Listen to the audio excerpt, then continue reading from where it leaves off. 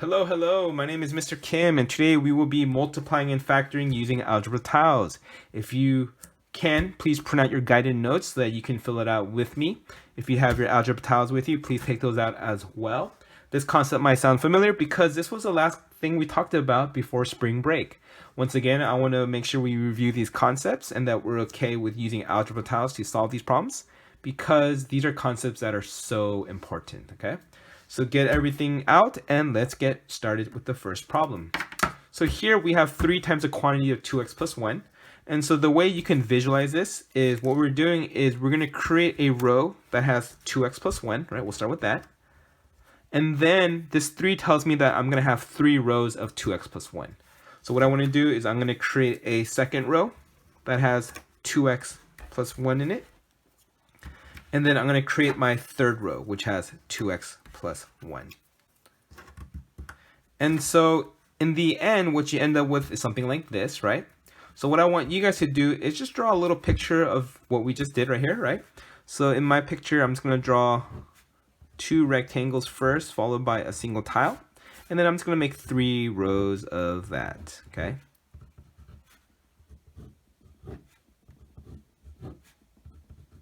And then from there, what I'm going to do is I'm going to look at the dimensions. This is just a rectangle, by the way, right? If you think about it. By the way, if you guys remember with these algebra tiles, right, this has length x. The long side of the rectangle is length x, and the short side is just 1 here. And so this has a length of 2x plus 1. Again, this short side of the rectangle just has a length of 1, 1, 1. And so this has a width of 3. So if you notice here, this 3 comes from this 3 here, and the 2x plus 1 comes from here. When you look at this rectangle, right, you want to look at the area of the rectangle. So if you count the number of x tiles you see, right, you have 6 x's. So let me put a 6x right here. And then if you count this number of individual tiles here, you have 3 of them. So you have plus 3. And so 6x plus 3 just represents the area of this rectangle that has dimensions 3 and 2x plus 1. That's your number 1. Not too bad, right?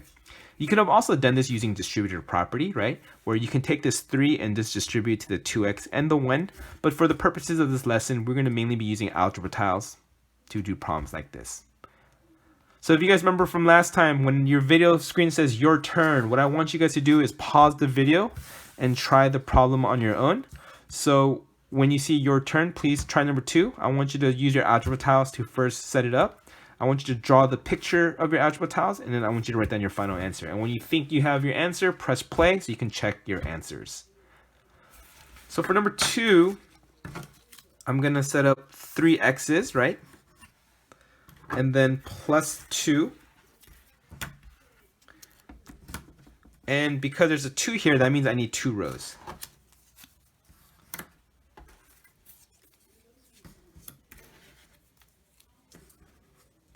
And so hopefully you're able to create something like this with your algebra tiles. Let me just quickly draw this here in this area.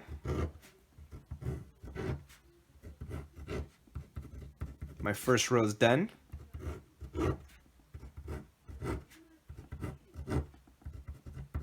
Here's my second row. And so once again, if you look at the length of this rectangle, it's just 3x plus 2. If you look at the width of this rectangle, it's just 2. And when you count the total number of algebra tiles you have here, right, starting with the rectangles, we have 6 x's, right? So let me put 6x right here. If you count the number of individual tiles, we have 4 of those, so it'll be plus 4. If you got that as your answer, nicely done.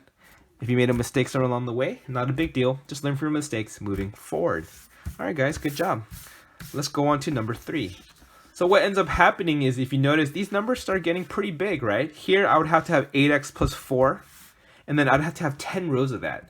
Now what's going to happen is we realize there's actually a pattern here when we're doing these kind of problems. And the way we're going to solve this is by using this rectangular box, right? So we're going to create a rectangular box like this. It's going to have 2 compartments here because of the fact that we have 2 terms, 8x plus 4, which I'm going to put on top. And this 10 tells me that that's how many rows I have, right? So I'm going to put a 10 here. And what we're going to do is we're going to fill out these boxes by simply multiplying the term 10 and 8x for the first box.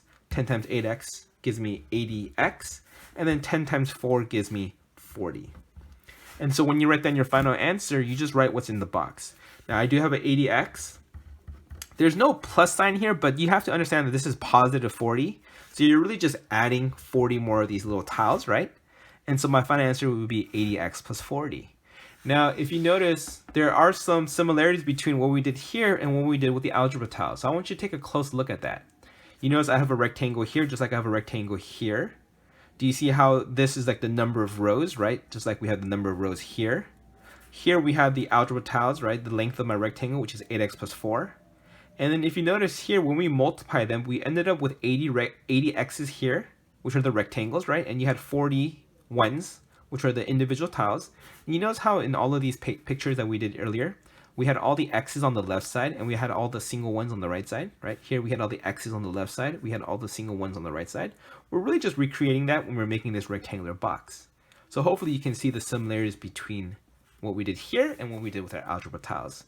At this point, it is your turn. So if you did number 4, you should have first made a box like this, right? 2 compartments, 3x here, minus 10 here. And then for the width, we'd put an 8. And now at this point, we want to just carefully multiply, right? So 8 times 3x is 24x. 8 times negative 10 would be negative 80. And so for your final answer, you would just write what's inside the box, right? Which is 24x minus 80. If you got that right, nicely done. Good job. And if you made a mistake, again, not a big deal. Just learn from your mistake moving forward. Let's look at number 5. So now the problems become a little different because here, instead of a number, we have actually 2x. But don't let that freak you out. You're going to pretty much set it up the exact same way, right? We're going to make another rectangular box. And in this box, I'm going to put x plus 3 on top. And then for the width, I'm going to put 2x there. And what we're going to do is just carefully multiply. So here, when I want to fill in this first box, I need to multiply 2x times x. Let me just show the work here on the bottom for now. 2x times x. Now, if you multiply this together, right, you have x times x, which is just x squared, right?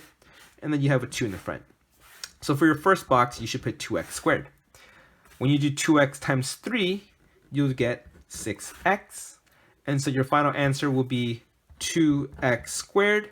Once again, there's no sign here, but that implies that it's a positive 6x, and you're just adding 6x to it. And that's your final answer. As a little challenge, I want you to try number 6 on your own, and let's see how you do. So if you were studying up number 6, my first hope is you notice that there were 3 terms here. So what that tells me then is that I want to make a rectangular box with 3 compartments, right? Because there's 1 for each term. So for x squared, I'm going to put x squared here plus 2x, and then lastly plus 1. And then this 3x would be the width of my rectangle. And then from here, we're going to carefully multiply this out, right? 3x times x squared would be 3x cubed. And the reason why it's cubed, if you remember your exponent properties, when you're multiplying 2 terms with the same base, you're just adding the powers. So here you have x to the power of 1, right? Here you have x to the power of 2. And so when you add up 1 plus 2, you get 3. When you do 3x times 2x, you should get 6x squared. When you do 3x times 1, you should get 3x. And so your final answer here will be 3x cubed. Once again, you want to put plus 6x squared. And then lastly, plus 3x. And this is how you're going to multiply using algebra tiles. Alright guys, this is the last part of our lesson today. We will be factoring. And so when we're factoring these expressions, all we're really going to be doing is rewriting it as a product of its factors. So let me give you an example. Starting with number 7. So here you have 3x plus 6. So you want to get 3 x's. And you want to get 6 of these little tiles here. And so our goal is we're trying to create a rectangle, right? But the rectangle has to meet 2 conditions, okay? So the first condition is you want to make the most number of rows possible. The second condition is you want to make sure that each row has the same number of tiles, okay? So you want to make the most number of rows possible, and you want to make sure each row has the same number of tiles. So if you notice, if you try to make one with 2 rows, you'll notice right off the bat that it's just not possible because you're still missing a rectangle here, right? So we can't make one with 2 rows. Now, if you figure this and you try to make one with 3 rows, you'll notice that it actually does work, right? And so here will be our rectangle, right? We have 3 rows and each row consists of x plus 2. And so from there we can actually write down our final answer. Looking at what we have here, I have 3 rows, so I'm going to put a 3 here, and then each row consists of x plus 2, right? And that's my answer. This is what I get when I factor it out. So if you notice, when we factor it, we're almost doing like the reverse distributive property, right? We're trying to get to this form when we're factoring. And so that's all we're doing here. At this point, I want you guys to pause the video and try number 8 on your own. So for number 8, we need 4 x's here, and we need plus 2. So let me put these away. Now if you notice, you can't make 4 rows here just because you don't have enough of these 1 tiles, right? And so this tells me that this doesn't work. So let me maybe try one with 2 rows. So if you tried it with 2 rows, you probably noticed that, hey, you can actually create a rectangle using 2 rows, right? And each row consists of 2x plus 1. And so if you had this rectangle set up, nicely done. So for your final answer, you want to take the number of rows. So here I have 2 rows, and each row consists of 2x plus 1, and this is your final answer. The nice thing about factoring, by the way, is you can always double check your answer. You can take this 2 and you can multiply it out and see if you get the same thing using distributive property, right? And so in this case, it does work. Now, when we look at number 9, we start realizing that sometimes you don't want to be using algebra tiles all the time because the tiles start getting bigger numbers, right? And it's harder to do. And so another way we can do this is we can actually create a rectangle like this, right? Just like we did earlier when we were multiplying binomials, except this time we know what our rectangle consists of, right? If we form a rectangle, I know my rectangle has to have 6 x's and negative 8 of those little tiles, right? And so when we figure out how many rows we have, right, you want to look at the 6x and negative 8, and you want to think what number divides both into 6x and negative 8, but you want to make sure you choose the greatest number, right, which is what we call our greatest common factor. So the greatest number that divides into both 6x and negative 8 would be 2. And then from here, you're going to fill out the top, right? 2 times what is 6x? 2 times 3x is 6x. 2 times what is negative 8? 2 times negative 4 is negative 8. So when you write down your final answer, this 2 represents the number of rows, right? And each row consists of 3x minus 4. And that's my final answer. At this point, I want you to try number 10 on your own. So for number 10, you should have created another box like this, 8x minus 20. And you want to make sure you pick the greatest number that goes into both 8 and negative 20. Now, although 2 is a number that goes into both 8x and negative 20, you want to choose the greatest common factor. So here we would choose 4. So if you chose 2 in this place, be careful and then just learn from that. So 4 is our greatest common factor, and once again, we're going to fill it out. 4 times 2x is 8x. 4 times negative 5 is negative 20. And so when you write down your final answer, you put a 4 here, right? Because you have 4 rows, and each row consists of 2x minus 5, and this is my final answer. So be very careful when you find the greatest common factor. You want to make sure it's the greatest, not just any common factor, but the greatest, okay? Let's look at number 11 together. So just like before, we're going to create a box, right? Here we're going to put 2x squared. Here we're going to put minus 6x. Now in this case, there's a little bit more going on because we have variables in both of them. So when I look for my GCF, I'm going to break this up into 2 steps. First, I'm going to look at my numbers, 2 and negative 6. My greatest common factor is just 2, right? 2 rows. And then when I look at x squared and x, the greatest number of x's that can go into both will really just be 1x. And then from there, you want to fill out the times table, right? So 2x times x would be 2x squared. 2x times negative 3 would be negative 6x. My final answer would be 2x, right? Times the quantity of x minus 3. So in this case, we actually pulled out a variable as well. That was part of our greatest common factor.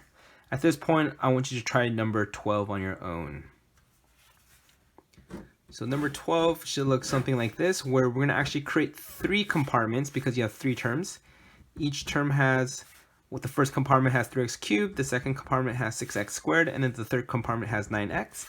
Now when you're looking at this here, once again, I would just look at the numbers first. 3, 6, 9. The greatest common factor is 3. When I look at the variables, x cubed, x squared, and x, the greatest x that goes in all 3 of them is just x to the power of 1. So essentially when you do x's here, just look at the lowest power, and that's the greatest common factor, assuming that they all have x's, right? From here, 3x times x squared is 3x cubed, 3x times 2x is 6x squared, and 3x times 3 is positive 9x, excuse me. Here we're just going to add these up. And so your final answer should be 3x times the quantity of x squared plus 2x plus 3. And that's my final answer. So when you're factoring, just be very careful here. Hopefully this makes sense. Have a wonderful rest of your day.